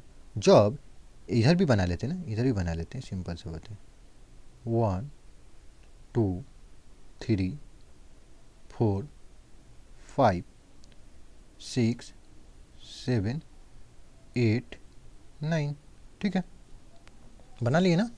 बोला कि जब t का मान 1 था तो x का मान क्या था। पहले सबसे पहले तुम देख लो वाई एस तुम्हारा x equal to t square था, सिंपल सा बात है। तो हम निकाले उधर है, इसलिए बार बार उधर नहीं जा रहे हैं, हमको दिखाई दे रहा है, तुमको कैमरा में नहीं दिखाई दे रहा है, ठीक है ना। तो समझो t का मान 0 रखें, x का मान 0, यहीं कहीं t का मान हो गया, x का मान 1, यानी सिंपल सा बात है। इसको डॉट डॉट से मिलाओ यहीं पे, ठीक है, यहीं पे, है कि नहीं है। जब t का मान 2 रखिए, t का मान 2 रखिए तो x का मान 4 आया है, ठीक है। तो सीधे चल जाओ यहाँ पे और यहाँ पे, कितना रहा 4, ठीक है। जब t का मान 3 रखा है, 3 तक रखे थे लो, ठीक है, 0 1 2 3, ठीक है। तो x का मान कितना है 9, ओ माय गॉड, 3 का स्क्वायर 9, ठीक है। या यस यस यस, सीधे भागो सीधे भागो सीधे भागो भाई साहब, समझ में है कि नहीं है। आया समझ, आया जी, आया कि नहीं है, आया कि नहीं है, ये बताओ ये बताओ ये बताओ, है कि नहीं है। चलो, तो ये तुम्हारा हो गया, ठीक। तो अब कहने का मतलब है, क्या कहने का मतलब है, इधर का टाइम हो गया, इधर का डिस्टेंस हो गया, ठीक है। तो ये क्या है, ये ग्राफ है, ग्राफ है किस चीज़ का, ग्राफ ऑफ बबलू, बबलू का ग्राफ है, बबलू, ठीक है ना। पोजीशन वर्सेज लिख सकते हैं, पोजीशन बबलू का, position versus time, position versus time.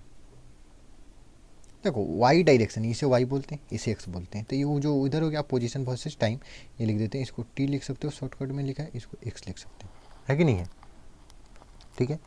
तो अगर देखो ये एक मोशन हो गया, सिंपल सा बात है। मोशन क्या, जो चल रहा है उसे मोशन ही बोलते हैं, बाकी आगे पढ़ेंगे मोशन क्या होता है डिटेल में, ठीक है। अगर मान लो तुमको यहाँ कोई पूछ रहा है कि स्पीड बता दो क्या है, मान लो कोई पूछ रहा है स्पीड बता दो, ठीक है ना। मान लो कोई पूछ दिया, सिंपल सा बात है, फाइंड, मान लो हम ही पूछ देंगे भाई, कोई और कोई, find average speed of Bablu, ठीक है। ये ग्राफ दिया हुआ है, बबलू इन 2 सेकेंड, इन 2 सेकेंड में पूछ रहे हैं, 2 सेकेंड में पूछ रहा है भाई। तो सबसे पहले बताओ स्पीड इक्वल टू डिस्टेंस बटा टाइम होता है कि नहीं होता है, समझो, डिस्टेंस बटा टाइम होता है कि नहीं होता है। तो देखो डिस्टेंस कितना है, देखो जब तुमको 2 सेकंड पे निकालना है तो 2 सेकंड पे जाके देखो, 2 सेकंड में तुम्हारा डिस्टेंस कितना है 4, डिस्टेंस 4, और टाइम हुआ कितना है 2 सेकंड, सिंपल सा बात है, 2 दूनी 4, 2। अगर मीटर में होगा, ये सेकंड में होगा तो मीटर पर सेकंड, जिस चीज़ में होगा वो आंसर हो गया। समझ में आया कि नहीं है। तो ग्राफ से कैसे निकालते हैं, ऐसे निकालते हैं, समझे। और अभी में डिटेल में चलेंगे, इसमें टेंशन की बात मत लेना, पेज पलटते हैं क्योंकि कुछ अच्छा एकदम लंबा चलेगा, उस चीज़ को देखेंगे, ठीक है।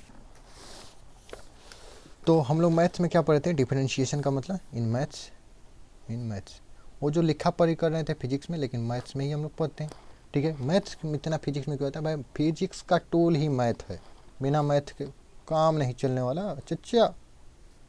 डिफरेंशिएशन का मतलब या तो dy बटा एक्स या तो डेल्टा वाई बटा, क्योंकि डिफरेंशिएशन था क्या, एक बार और बेसिक में जाते हैं, rate of change that is the called of differentiation. Differentiation delta y बड़ा चेंज, डी वाई छोटा चेंज, है कि नहीं है, simple. X equal to t square था बबलू का, तो सिंपल सा होता है, ये तुम्हारा डिपेंडेंट था, डिपेंडेंट थोड़ा सा यहाँ फास्ट लिख लेते हैं क्योंकि थोड़ा सा और पढ़ेंगे ना। डिपेंडेंट वेरिएबल, वेरिएबल ये भी है वेरिएबल, ये वेरिएबल ही लिखा है, तुमको मानना है वेरिएबल लिखा है, जो भी लिखा है तुमको वेरिएबल मानना है। इंडिपेंडेंट वेरिएबल ज़बरदस्ती है, यस सर ज़बरदस्ती है, तुमको मानना है इंडिपेंडेंट वेरिएबल। लिखते लिखते वेरिएबल वेरिएबल मैं परेशान हो गया भाई, ठीक है। तो देखो अगर डिफ्रेंशिएशन में बात करें, सिंपल सा बात है, डिफ्रेंशिएशन क्या है, डेल्टा वाई बटा डेल्टा एक्स है कि नहीं है। इसको खोलते हैं, differentiation differentiation equal to delta y बटा डेल्टा एक्स। अगर इसको खोलते हैं, डेल्टा वाई का मतलब क्या होता है, चेंज। मान लो फाइनल y2 था, इनिशियल y1 है, फाइनल x2 था, इनिशियल x1 है कि नहीं है, सिंपल सा बात है। तो देखो जो तुम वहाँ पे मान रखे थे x बराबर जो टी स्क्वायर तुम्हारा फंक्शन है, तो तुम क्या निकाले थे, 2 पे निकाले थे ना, 2 पे निकाले थे, 2 टाइम पे निकाले थे, सिंपल सा बात है। तो सबसे पहले देखो यहाँ पे हम लोग देखेंगे इन 2 सेकेंड, ठीक है ना, 2 सेकेंड। 2 सेकंड में। सबसे पहले t इक्वल टू, सबसे पहले इनिशियल निकाल रहे हैं, y1 x1 क्या है, इनिशियल है कि नहीं है। देखो तो t इक्वल टू जब 0 रखे थे तो x का मान 0 आया था, और जब t इक्वल टू 2 रखे थे तो x का मान 4 आया था। समझो। तो देखो एक्चुअल में हम यहाँ पे x और t के टर्म में खेल रहे हैं, लेकिन यहाँ पे y और x के रिस्पेक्ट में है, तो इस चीज़ का टेंशन नहीं लो। नीचे t है यानी नीचे x के कंपेरिजन में होगा, ऊपर y है, नहीं ऊपर ऊपर क्या हो गया, सॉरी एक बार और मैं बोलता हूँ, ठीक है गलत बोल दिया हूँ। देखो नीचे x है यानी x के रिस्पेक्ट में, और स्पीड में स्पीड इक्वल टू डिस्टेंस बटा टाइम होता है, यानी x और यहाँ पे t सेम होंगे, और ऊपर डिस्टेंस है तो यहाँ पे y के कंपेरिजन में होगा, ठीक है। तो यहाँ पे जो x है ना, यहाँ पे y का कंपेरिजन करेगा। फिर से समझ में नहीं है, ले फिर से बताता हूँ भाई, मैं क्या बोलता हूँ कभी मेरे को समझना आता भाई। सिंपल बात है, सिंपल सा बात है कि स्पीड इक्वल टू डिस्टेंस बटा टाइम होता है। तो देखो नीचे टाइम रखना है, नीचे टाइम रखना है, तो x1 क्या होगा, इनिशियल टाइम, तो 0 है, 0 माइनस फाइनल टाइम कितना था, फाइनल टाइम तुम्हारा 2 था, ठीक है। उसका y2 क्या, y2 तुम्हारा फाइनल पोजीशन है, तो y2 फाइनल कितना था, तो देखो जो टाइम फाइनल होगा उसी टाइम पे फाइनल पे तो फाइनल पोजीशन आएगा ना, तो 2 पे क्या 4, इनिशियल 0 था तो ये भी 0 था, आया कि नहीं है। तो 4/2, 2 से 2, तुम्हारा 2 आंसर आ गया भाई। ओ माय गॉड भाई साहब, इधर जो निकाले था वही आया है। सुनिए, यही तो डिफरेंशिएशन अभी हम लोग ऐसे चीज़ों पे यूज कर रहे हैं जिसका आंसर हम लोग ग्राफ से, नॉर्मल क्वेश्चन से निकाल सकते हैं, लेकिन ऐसे जगह डिफरेंशिएशन यूज होता है जहाँ ये सब यूज नहीं होते हैं। इसलिए सबसे पहले ये सब क्वेश्चन ऐसे ही बना सकते हैं, हमें पता है, आई नो, लेकिन कहने का मतलब डिफरेंशिएशन सीख रहे हैं इसलिए क्योंकि सबसे पहले तो डिफरेंशिएशन का हम लोग इम्पोर्टेंस समझेंगे। समझ में आया कि नहीं है। तो अगर हम यहाँ से अगर कंबाइन तरीके से सिंपल सा बात अगर तुमको लिखें और तुमको बताएं, ठीक है ना, तो क्या होता है, सिंपल सा बात है, यहाँ पे यहीं पे लिख देते हैं ना, क्या दिक्कत है। तो सिंपल सा बात है, स्पीड क्या होता है, स्पीड इक्वल टू डिस्टेंस बटा टाइम। इसका मतलब क्या है, इसका फॉर्मूला को ब्रेक करो, नाइन्थ के अकॉर्डिंग अगर ब्रेक करोगे तो क्या लिखोगे, रेट ऑफ चेंज ऑफ इस डिस्टेंस विथ रेस्पेक्ट टू ये डिस्टेंस का शॉर्टकट ये NC हटा दो, विथ रेस्पेक्ट टू टाइम है। कहूँगा 11th के अकॉर्डिंग लिखो, तो क्या लिखोगे, रेट ऑफ चेंज को बस डिफरेंशिएशन लिख दोगे, differentiation of distance with respect to time. यही ना चीज़ था, यही तो डिफरेंशिएशन हो गया, सिंपल सा बात है। समझ में आया कि नहीं है। और मैथमेटिकली वही rate of change simple to delta y बटा डेल्टा एक्स। अच्छा रेट ऑफ चेंज सिंपल सा बात है, अगर बड़ा चेंज हो, सिंपल सा, अगर बड़ा चेंज होगा, बड़ा चेंज होता है, यहीं पे लिख देता हूँ, बड़ा चेंज हो मैथमेटिकली अगर बात करें, तो मैथमेटिकली अगर बात करें, मैथमेटिकली अगर लार्ज चेंज है तो डिफरेंशिएशन इक्वल टू क्या होगा, डिफरेंशिएशन इक्वल टू अगर बात करें तो सिंपल सा उसी को लिख देते हैं, क्या, डेल्टा वाई बटा डेल्टा एक्स। अगर इसको खोलेंगे तो y2 माइनस y1 बटा x2 माइनस x1 हो जाएगा। और स्मॉल चेंज है तो डिफरेंशिएशन क्या होगा, थोड़ा सा फास्ट लिख रहा हूँ, इसलिए फास्ट लिख रहा हूँ कि सारा पीछे बताया, थोड़ा सा रिवीजन करा के मैं चलाऊँ वही dy बटा dx। समझ में आया कि नहीं है कि नहीं। मैथमेटिकली ये टर्म हो गया तुम्हारा, ठीक। उसका ग्राफिकल मीनिंग ऑफ थोड़ा डिफरेंशिएशन समझें, ग्राफिकल मीनिंग क्या होता है, ठीक है ना। ग्राफिकल मीनिंग एक्चुअल में बात करें तो ग्राफिकल मीनिंग भी समझ लेते हैं। ग्राफिकल मीनिंग ऑफ डिफरेंशिएशन, ठीक है। तो ग्राफिकल अगर मीनिंग की बात करें, ग्राफिकल मीनिंग ऑफ डिफरेंशिएशन, तो देखो एक्चुअल में एक मैंने हम लोगों ने क्या बनाया था, डिस्टेंस और टाइम का ग्राफ बनाए थे यहाँ, तो फिर वही ले लेते हैं, ये डिस्टेंस और टाइम का ग्राफ ले लेते हैं, ठीक है, सिंपल। इस चीज़ के टर्म में चल लेते हैं, किस चीज़ के टर्म में, T1 T2 T3 के टर्म में चल लेते हैं, T1 T2 और T3, ठीक है। सिंपल इधर ले लेते हैं 1 2 3 4 5 6, ठीक है, ऐसे ही नॉर्मल ले ली रैंडमली, ठीक है। सबसे पहले हमारा थ्योरी क्या था, थ्योरी को सबसे पहले फिर से याद करो। थ्योरी क्या था, सिंपल सा, रेट ऑफ चेंज क्या था, रेट ऑफ चेंज की बात करें, रेट ऑफ चेंज अगर बड़ा चेंज है डेल्टा वाई बटा डेल्टा देखो ना, कहाँ से देखो, डेल्टा एक्स, और देखो सिंपल सा बात बताता हूँ, डेल्टा एक्स बटा डेल्टा है वही। अब अकॉर्डिंग टू दिस क्वेश्चन, ये थ्योरी हो गया, लेकिन according to this question, according to this graph, according to this graph. देखो डिस्टेंस को हम x से डिनोट करें, टाइम को t से डिनोट करें, सिंपल सा बात है।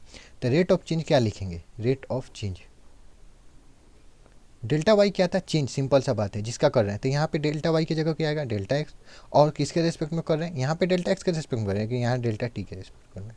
समझ में आया, जिसके रेस्पेक्ट में करेंगे यानी यहाँ से चेंज करने लगे। समझ में आया कि नहीं आया, है कि नहीं है, फिर से बोलो, सिंपल सा बोलो। बड़ा चेंज है तो इसको x2 माइनस x1 बटा t2 माइनस t1 लिख सकते हैं, है कि नहीं है। तुम ही बोलो, सिंपल बोलो, बताओ। और देखो सिंपल सा बात है, मान लो यहाँ पे मैं एक ग्राफ बनाने की कोशिश करता हूँ। T1 पे ये है, ठीक है, और T2 पे मान लो सिंपल सा होता है 1 सेकंड 2 सेकंड भी ले सकते थे ना, सिंपल सा होता है। फंक्शन वही भी ले सकते हैं, x equal to t square ले लेते हैं, ठीक है। और T1 का मान 1 ले लो, T2 का मान 2 ले लो, T3 ये जो T3 का मान है 3 सेकंड ले लो। तो देखो 1 पे 1 आएगा, 2 पे 4 आएगा, 2 पे 4 आएगा, ठीक है, और 3 पे 9 आएगा। 3 का मान लो यहाँ 9 है, ठीक है, ये 9 है, सिंपल सा बात है। तो अगर कैसा हो रैंडमली अगर ग्राफ बना देते हैं, रैंडमली कैसा हो ग्राफ बना रहे रैंडमली, ठीक है ना, रैंडमली ग्राफ बना रहे हैं, ठीक है। मान लो रैंडमली ऐसे बन गया, ठीक है, रैंडमली ग्राफ बन सकता है। एक रैंडमली ग्राफ मतलब ड्रॉ कर रहे हैं, ये मान लो पॉइंट्स इसी पे आ रहे हैं, ये पॉइंट्स इसी पे आ रहे हैं, ठीक है ना। जहाँ पॉइंट्स आते हैं एक रैंडमली ग्राफ बना रहे हैं। क्यों बना रहे हैं अभी मैं समझा रहा हूँ, ग्राफिकली रिप्रेजेंटेशन को और मीनिंग को समझने के लिए, ठीक है। देखो अगर T1 और T2 के डिफरेंस निकालेंगे, T1 यहाँ पे सबसे पहले T1 और T2 का हमको डिफरेंस निकालना है, ये T1 T2 का डिफरेंस निकालना है। तो देखो ये जो पूरा इतना हो जाएगा, ये जो पूरा थोड़ा गौर से समझना, थोड़ा सा समझ लोगे मज़ा आ जाएगा। T2 माइनस T1 होगा, इसका डिफरेंस निकालें। देखो जो ये यहाँ पे y1 है, मतलब इधर x हो गया ना, तो यहाँ पे x1 है, यहाँ पे x2 है, इसका डिफरेंस निकाल रहे हैं, है कि नहीं। तो देखो ये जो हुआ इतना x2 माइनस x1 हो गया कि नहीं हो गया, समझो। ये ऊपर वाला पॉइंट x2 है, सिंपल सा होता है। तो पूरा x2 है तो इसमें से x1 घटाएंगे तो इतना बाहर निकल जाएगा कि निकल जाएगा, ये बताओ, समझो, ध्यान दो। और इधर का मान बोले तो ये T1 है, ये T2 है, तो T2 में से T1 घटाएंगे तो आ जाएगा कि नहीं आ जाएगा, सिंपल बात। अब बोलो, अगर मैं यहाँ पे बोलूँ, यहाँ पे एंगल मान लो मैं थीटा बोल दूँ, अगर मैं बोलूँ सिंपल सा बात है, क्या बोलो कि तुम टेन थीटा निकाल दो, टेन थीटा का मान निकाल दो, ठीक है ना, टेन थीटा निकाल दो। आइए सिंपल सा बात है, स्लोप तुम्हें शायद पता नहीं हुआ, मैं बताता हूँ, 1 मिनट रुक जाओ। Tan theta, I am sorry, slope बता देना चाहिए था, कोई बात नहीं, फिर अच्छे से बताऊंगा, टेंशन ना लो। अगर कोई कहता है टेन थीटा का मान बताओ, तो टेन थीटा इक्वल टू क्या होता है। सबसे पहले किसी को टेन थीटा पता नहीं होगा तो आ जाओ यहाँ पे। टेन थीटा ये एक त्रिकोणमिति रेशियो होता है। Tan theta equal to perpendicular बटा बेस होता है। परपेंडिकुलर किसे बोलते हैं, थीटा के सामने वाले जो भी साइड होता है that is the called of perpendicular, और थीटा के जो नीचे रहता है, सिंपल रहता है, उसे बेस बोलते हैं, समझ में आया, पी से परपेंडिकुलर, बी से बेस। तो यहाँ पे टेन थीटा इक्वल टू क्या आ जाएगा, ये परपेंडिकुलर पी बटा बी। और पी का मान क्या है, पी का मान देखो ये x2 माइनस x1 बटा जो बी है बेस क्या है T2 माइनस T1। इसी को तो तुम डेल्टा एक्स और डेल्टा टी लिखते थे, समझ में आया कि नहीं है। और स्लोप किसे कहते हैं, देखो सिंपल सा बात है, स्लोप किसे कहते हैं समझो, यहीं पे समझा देते हैं। स्लोप होता क्या है, एक्स एक्सिस से जो एंगल बनता है उस पर टेन थीटा के मान को स्लोप कहते हैं। एक्स एक्सिस से जो एंगल बनता है उसके टेन थीटा के मान को, टेन थीटा के लिख लो, टेन थीटा के मान को, टेन थीटा के यहाँ पे लिख देता हूँ, मान को हम लोग स्लोप कहते हैं, टेन थीटा को मान को स्लोप कहते हैं। तो देखो सिंपल सा बात है, अगर यहाँ पे भी अगर नीचे रखे तो ये थीटा है, तो सिंपल सा बात है, अगर सिंपल ये एक्स एक्सिस है, ये एक्स एक्सिस के पैरेलल है, तो यहाँ पे जो थीटा बनेगा यहीं पे तो वही थीटा बनेगा। सिंपल सा बात है, थीटा का जब टेन थीटा का मान निकालेंगे उसी को तो स्लोप बोलते हैं। तो ये देखो, ये जब बड़ा होगा तो ये लिख सकते हैं जब बड़ा होगा, और जब छोटा होगा तो इसी को तो डी एक्स बटा डी टी लिख सकते हैं। समझो एक बार मैं समराइज करना चाहूँगा, यहाँ पे तुम लोग के लिए समराइज करना चाहूँगा। थोड़ा सा फैला है, ठीक है ना, रायता फैला है, जो ध्यान से सुन रहा होगा एकदम समझ में आएगा, नहीं कोई बात नहीं, फिर से पीछे वीडियो रिवाइंड करके देख सकते हो, कोई दिक्कत नहीं, लेकिन मैं यहाँ समरी देना चाहूँगा, ठीक है, समरी देता हूँ, ठीक। समझो, अगर तुमको सिंपल सा बात है, मैथमेटिकली अगर बात करें, मैथमेटिकली बात करें, कोई बोले डिफ्रेंशिएशन क्या होता है, डिफ्रेंशिएशन तो सीधे को आना डेल्टा वाई बटा डेल्टा एक्स, हो गया कि नहीं हो गया समझ में। अगर कोई बोले सिंपल सा बात है तुमको स्लोप में ग्राफिकली यही तुम्हारा समरी हो जाएगा, ग्राफिकली समरी लिख देता हूँ, समरी समरी, ठीक है। ग्राफिकली अगर कोई बोले तो डिफरेंशिएशन क्या होता है, डिफरेंशिएशन क्या होता है, डिफरेंशिएशन सिंपल सा बात है, टेन थीटा, समझ में आया। और टेन थीटा को ही हम स्लोप बोलते हैं, क्योंकि स्लोप होता क्या है, थीटा एक्स एक्सिस से जो थीटा निकलता है उस पर टेन थीटा का मान निकालते हैं, that is the called of slope. समझ में आया कि नहीं आया। तो अगर कोई मैथमेटिकली पूछा डिफरेंशिएट डेल्टा वाई बटा डेल्टा एक्स को डिफरेंशिएशन ही, अगर ग्राफिकली बोला है टेन थीटा का मान निकाल दो। समझ में आया कि नहीं आया, समझे, समझ में आया कि नहीं आया। तो लेक्चर थोड़ा लंबा हो गया, ठीक है, तो यहीं पे समरी दे के यहाँ पे स्टॉप करते हैं। फिर नेक्स्ट लेक्चर में इसको अच्छे से डिटेल में ले चलेंगे और पूरा डिफरेंशिएशन को खोल के पढ़ेंगे, एकदम मज़ा आ जाएगा, ठीक है ना। तो आई होप तुम्हें मज़ा आया होगा, मुझे भी पढ़ा कर मज़ा आया, ठीक है। तो जय हिंद, जय भारत।